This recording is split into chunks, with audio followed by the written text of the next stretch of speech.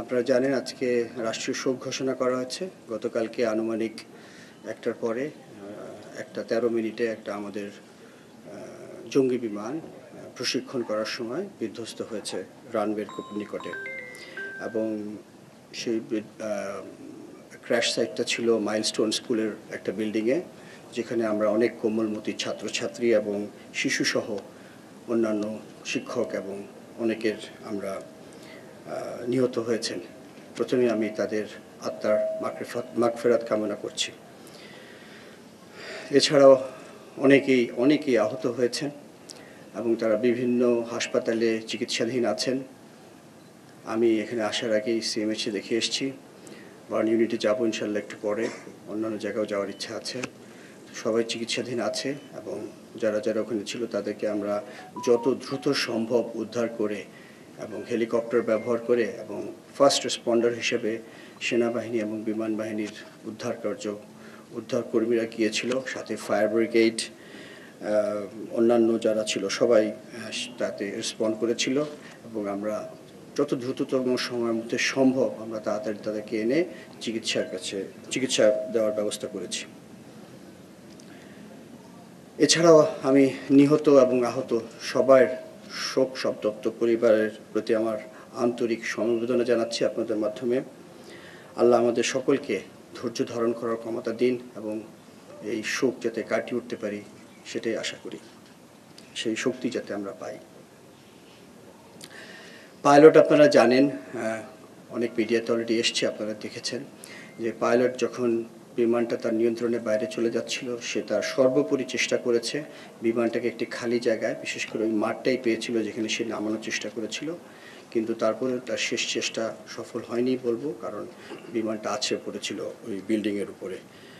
কিন্তু সে সেই নিয়ন্ত্রণ রাখার জন্যে বা বিমানটাকে দিক নির্দেশনা যাওয়ার জন্য যে মূল্যবান সময় দিয়েছে, তার জন্যে তার যে ইজেকশন বলি আমরা, বিমান থেকে বের হওয়ার যে পদ্ধতি আমাদের, সেটা বিলম্বিত হয়ে যায় এবং তার ফলে সে তার নিজের জীবন উৎসর্গ করেছে বা সে আজকে আমাদের মাঝে নাই।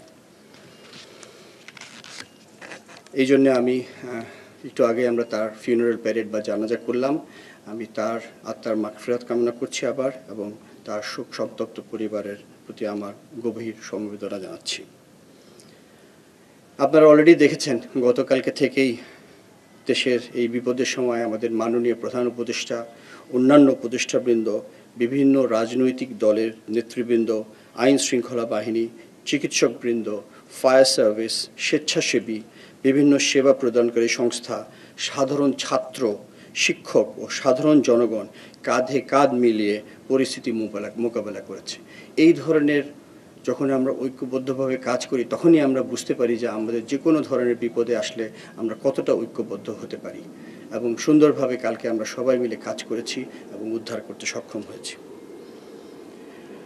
অবশ্যই সেনাবাহিনী এবং বিমান বাহিনী প্রথম দিকে গিয়েছিল এবং তারা তাদের বিশেষ উদ্ধারকারী যেসব যন্ত্রপাতি আছে বিমান বাহিনীর হেলিকপ্টারের মাধ্যমে তারা ফার্স্ট রেসপন্ডার হিসেবে সমস্ত আহতদেরকে এবং নিহতদেরকেও নিয়ে এসেছিল ওখান থেকে। আমি আপনাদেরকে জানাতে চাই যে সরকার বা আমাদের মাননীয় প্রধান উপদেষ্টা প্রথমেই বলেছেন যে এদের যারা আহত হয়েছে তাদের সুচিকিৎসার বন্দোবস্ত করতে হবে, এবং সে ব্যাপারে তাদের কাছ থেকে আমরা সম্পূর্ণ আশ্বাস পাচ্ছি। ইনশাআল্লাহ সমস্ত ধরনের চিকিৎসার ব্যবস্থা তাদের করা হবে। সরকারের পাশাপাশি বিমান বাহিনীও সবসময় হতাহতের পাশে থাকবে এবং থাকছে। আহতদের সুচিকিৎসা নিশ্চিত করতে যা করণীয় আমরা সব কিছু করব। ইতিমধ্যেই গতকালকে আমরা একটি উচ্চ পর্যায়ের তদন্ত টিম গঠন করে দিয়েছি। তারা অতি শীঘ্রই এই তদন্ত করে বের করবে যে কী ঘটনা ঘটেছিল, এবং তার ভিত্তিতে আমরা ভবিষ্যতে যদি কোনো কিছু ভুল ত্রুটি থাকে তার অবশ্যই ব্যবস্থা নিব। আপনাদের মাধ্যমে আমি দেশবাসীকে একটা বিশেষ অনুরোধ করতে চাই, সেটা খুব জরুরি আমার জন্য আপনাদের মাধ্যমে বলা। সেটা হচ্ছে, দয়া করে আপনারা দেশের এই বিপদের সময় সোশ্যাল মিডিয়ার বিভিন্ন গুজব, মিসইনফরমেশনে কান দিবেন না। একটি শক্তিশালী বিমান বাহিনী দেশের স্বাধীনতা ও সার্বভৌমত্বর জন্য অপরিহার্য। দয়া করে গুজব ছড়িয়ে দেশের সার্বভৌমত্বের এই স্তম্ভকে দুর্বল করে দেবেন না। এই মর্মান্তিক দুর্ঘটনায় আপনাদের সবার মতো আমারও হৃদয় ভেঙে গেছে। আপনারা জানেন যে আমি মাত্র সফরে বেরিয়েছিলাম, একটা জরুরি সফর ছিল। আমি ওই বিমানবন্দর থেকেই সরাসরি ফিরে এসেছি আজকে সকালে।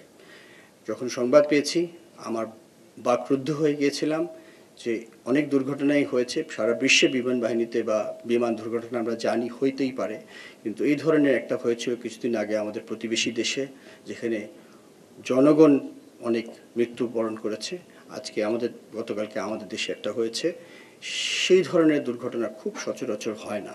এটা আমাদের জন্য খুবই দুঃখজনক, কিন্তু একটা কথা বলতেই হয়, যখন দুর্ঘটনা হয় সেটা আল্লাহ জানেন কেন, ভালো মন্দ কী আছে এটার ভিতরে।